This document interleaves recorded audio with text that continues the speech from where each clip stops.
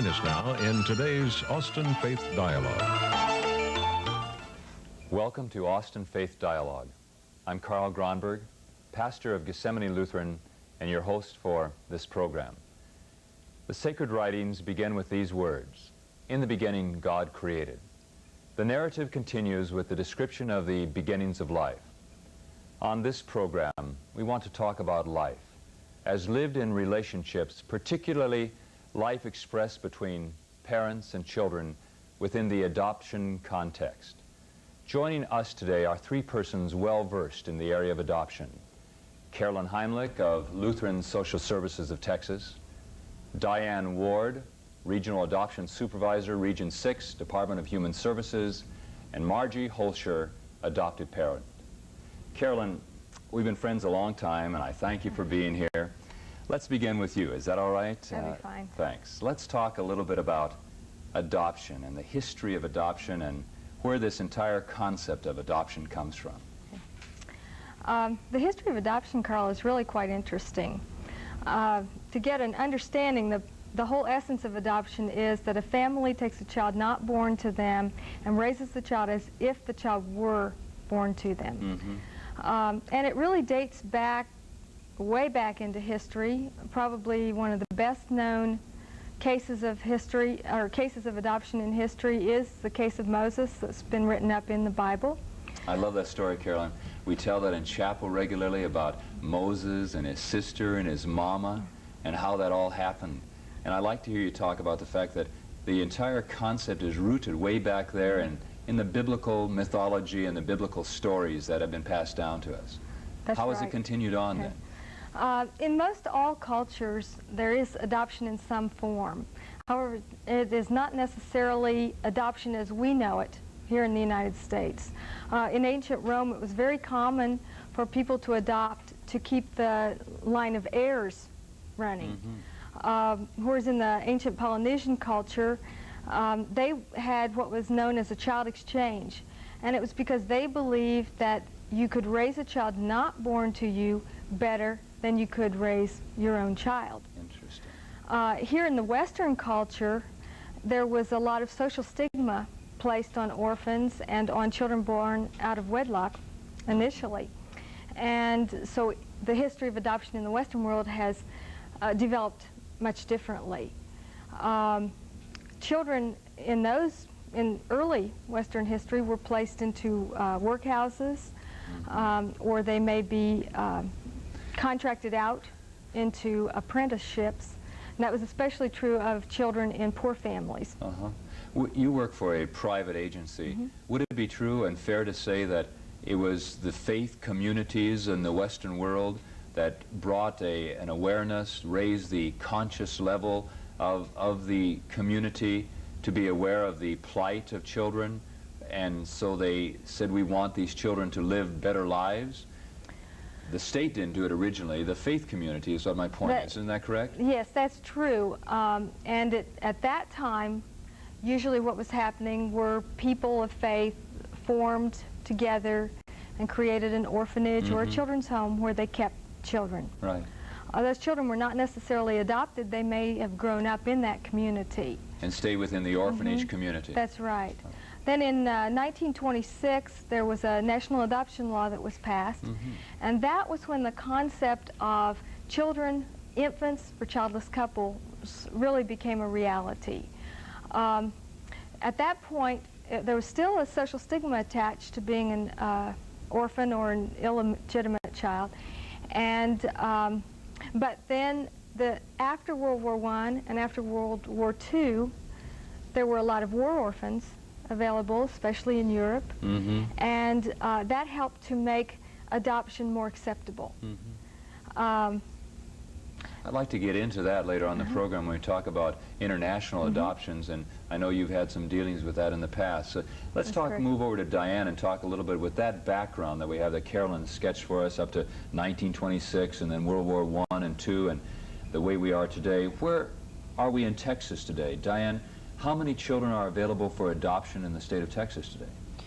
Through the Department of Human Services, there are 727 children available for adoption today. The Department of Human Services is not an adoption agency in the truest sense of the word. The agency was mandated by the legislature to protect children from abuse and neglect instituted by their caretakers. Let me interrupt again. Then you say the legislature, the state of Texas, intervened and said we want to protect children, and so that they gave that responsibility, that mandate to the Department of Human Services. Is that correct? That's correct. All right. And so that's what you carry out, the mandate then of the legislature. That's correct. All right. So our adoption program is more or less the end product of a child protective service system, protecting children from abuse and neglect. How do you go about doing that? How does that process start, and how does it happen that there would be 727 children in the state of Texas available through your agency, a public agency, for adoption? How does that happen? Well, protection of children begins with a call to the agency alleging that a child's physical, emotional, or mental health is in danger.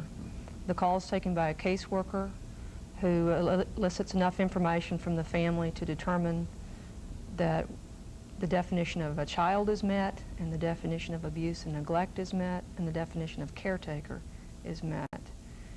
Once the caseworker has accrued enough information, she'll pass that information on to her supervisor, who prioritizes the intake as a priority 1, needing attention within the next 24 hours, or priority 2, needing attention within the next 7 days. Let's imagine that I call in about a situation in my neighborhood, and I'm very concerned as a citizen in watching what's going on, and it becomes a priority 1 case. What then happens if the supervisor deems it priority 1? What are the next steps? Within 24 hours, what would happen? Within 24 hours, a caseworker will visit the children, either in the school or in their home setting. She'll talk with them about the allegations. If there are allegations of physical or sexual abuse, she will examine them physically for outward signs of that. The police department is notified within 24 hours of a priority 1. If the family is deemed to be dangerous, a police officer is taken out with the caseworker to do the investigation. It becomes can be a very difficult type of situation then for everybody involved. The caseworkers you have, they have what type of training? How do they become caseworkers for the Department of Human Services? Well, most importantly, they need to care about children and families and want to work with involuntary clients who do not necessarily appreciate their services. They all have a bachelor's degree from college. Most of them have had coursework in psychology, social work, sociology, or child development. And then, of course, the agency trains them before they're sent out in the field. You mentioned to me before the program started that there is always a large turnover, that people come in who want to do this kind of work, and then the realities begin to strike them, and so there is a kind of attrition. Now, you've been involved with Department of Human Services for, Diane, 12 years, is that correct? That's correct. What is it that's kept you in? You have a love for children, evidently, and you've risen up to the position that you're in now from, did you start as a caseworker? Yes. And you were a supervisor, and then what's been the motivating reality for you in dealing with the families and the children that you've met through the years? It's a very challenging position. It's very exciting. There's always something new to learn about. There's always tasks to be done. We never have a spare moment, and we're never bored. If a child, it's decided that a child cannot stay in the nuclear home or the biological home, is that a correct way of saying this? Yes. And then you deem as caseworkers in your agency that the child needs to be removed. Where does that child go? Usually the child will enter an emergency shelter first. Children are often picked up in the middle of the night or on a Saturday or Sunday, and we cannot always contact a foster home to see if the child can be brought immediately. There's a court hearing within 10 days, and at that hearing the judge will decide whether or not the agency had reason to remove the child from the home or whether the child should be returned back to the biological family. After that hearing, the agency will seek a foster home placement that will be longer term and a little more permanent and a better match for the child. So a foster home will be still an interim type of situation. How long might it take before a child who's come out of that situation might find himself or herself into a new family, an adoptive family? It takes 6 months to about 2 years for a child's case and a family's case to work through the legal system to result in termination of parental rights. Some parents realize after a child's been removed that they cannot adequately parent the child, and they're not willing to make any dramatic changes in order to get the child back, and some of them relinquish their parental rights. Those cases move through much quicker, sometimes as quickly as 6 months. But in other cases, there are prolonged court hearings where the parents are given tasks and responsibilities that they're to accomplish, and the agency likewise has been given responsibilities, and the judges review the progress made by the family or by the agency in determining whether or not the child should return home. Our goal is to return children to biological families, to rehabilitate whatever situation caused the abuse and neglect, and to be able to send the child home to a safe environment, back to his family. You are in such a very important work, and gee, I'm impressed. I've been in your office, and then to have you on the program. What you do is very important. In Texas, we've got a ways to go, though. You're positive, I know, about your work and what your agency is doing, but we could improve in Texas, right? We could do some things to help even more so. Is it possible we could help before the children come to you? Is it possible, and I don't even know, Diane, if this is in your area, but is it possible to help families to deal with some of those kinds of stress moments that lead to the problems where a child has to be removed from a family? I think so. I want to speak to your first point, and that is that the number of cases that the agency is handling has tripled in the last 10 years, while the agency staff level has remained the same. Do that again now. Say it one more time so we can all hear it. What has happened in the last 10 years? The number of intakes that we receive on abused and neglected children has tripled in the last 10 years, with the number of caseworkers remaining the same. That has caused us necessarily to closely examine those intakes and choose the children most in danger for us to work with. I think we used to be considered more as a child welfare agency. We were concerned with the child's welfare, the quality of his clothing and the quality of his food, the quality of his life. We can't afford to do that now. We have to rely on other community resources. We define ourselves as a child protective agency now. We can only intervene when we have to in order to protect a child. I'm hoping, I heard a speaker a couple weeks ago out of Washington, D.C. talking about what the citizens can do to help them in feeding children of the world. And he talked about public policy, and I'm hoping that people who watch this program, Diane, and who see you and hear you and Carolyn and Margie, I'm hoping that what they will do is get involved in the public policy, that they'll talk to their legislators and the people who represent them, the elected officials, and say, our children are a treasure of our society and of our culture, and that we're not going to take second best, that we're going to look after our children and see to it that our children are given the opportunities.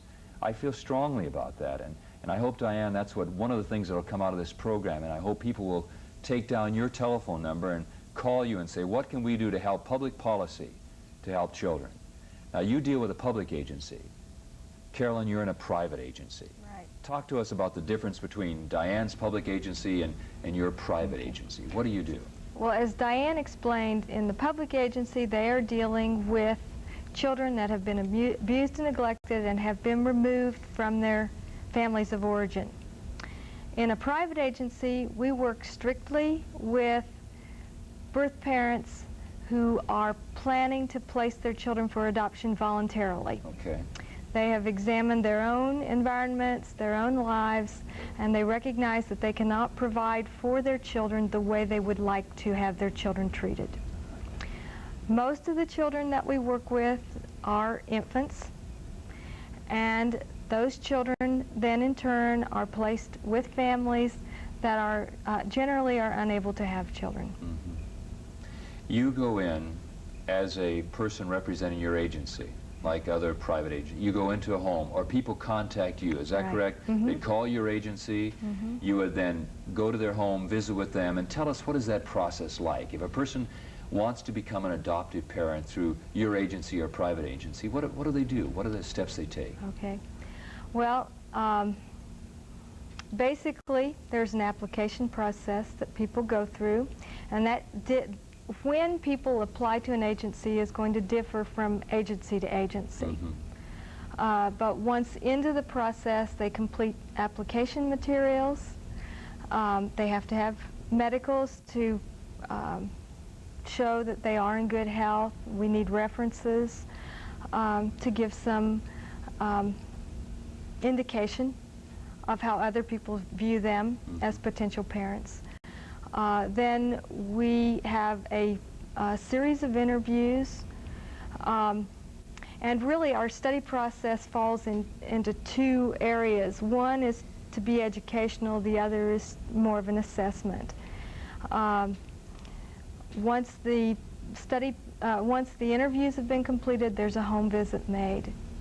And generally then enough information is gathered that we are able to determine if there's some reason why the parents that we are, the prospective parents that we're working with might not be suitable for adoption. Carolyn, Diane mentioned that it could take up to 2 years for the relinquishment process to go through the Department of Human Services. For parents, people who want to be parents through your agency, how long might it take? How could it take up to 2 years if once they start the application process? Could it be that long before they would become parents? I would say realistically, most people are looking at 1 year to 2 years. For families who are interested in adopting children where we do not have a large pool of families waiting, they may wait much less than that. They might wait only a month or 2 even. What are some of the types of children that you have available through your agency for adoption? The large numbers that would be available for you. Are there particular types of children available? The vast majority of children that we have available are newborn infants. They are of all different racial and ethnic backgrounds. Some of our children have medical problems.